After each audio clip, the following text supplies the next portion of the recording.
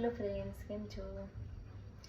નાનું બાળક છે તો એમને ખજૂર ખવડાવવો છે, તો કઈ રીતે ખજૂર ખવડાવવાનો? તો એમનું ખજૂર દૂધ બનાવીને તમે ખવડાવી શકો, ખજૂરને ક્રશ કરીને ખવડાવી શકો. તો એના માટે હું અહીં ખજૂર દૂધની રેસીપી લઈને આવી છું. તો એ તમે તમારા બાળકને પણ જરૂરથી ટ્રાય કરજો અને મને કોમેન્ટમાં જણાવજો કેવી બની છે. અને એ પણ એનાથી ઘણું હેલ્ધી રહેશે અને ગોળ મોટો પણ થઈ જશે. તો આ તમે એને રોજે એક દિવસ ને એક દિવસ એ રીતે તમે એને પીવડાવી શકો છો. તમે પણ એ જરૂરથી ટ્રાય કરજો. હું છું વિભૂતિ સાવલિયા પટેલ.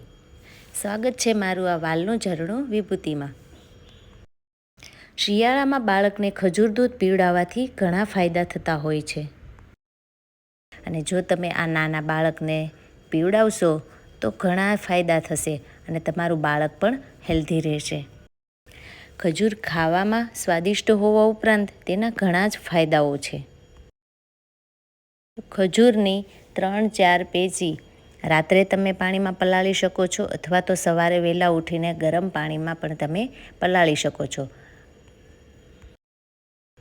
હવે મેં એક કડાઈમાં દૂધ લીધું છે. તમારે જેટલું બનાવવું હોય ખજૂર દૂધ એ પ્રમાણે તમારે દૂધ લેવાનું.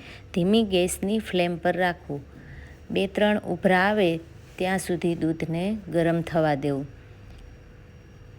આ ડ્રાયફ્રૂટ્સ મેં રાત્રે પલાળી દીધું હતું.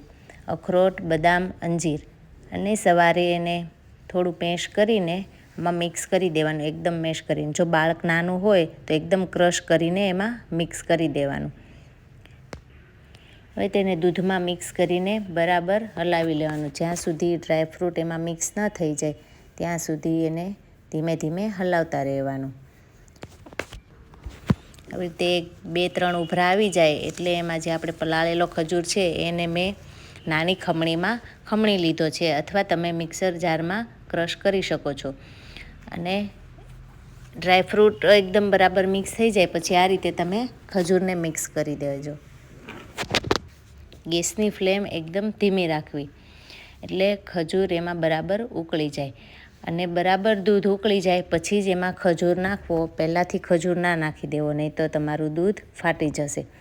એટલે 2-3 ઉભરા આવી જાય એટલે ડ્રાયફ્રૂટ્સ નાખવાનું. ડ્રાયફ્રૂટ્સ નાખીને પછી એમાં ખજૂર નાખી દેવાનો. ખજૂર નાખીને આ રીતે તમારે બરાબર હલાવતા રહેવાનું.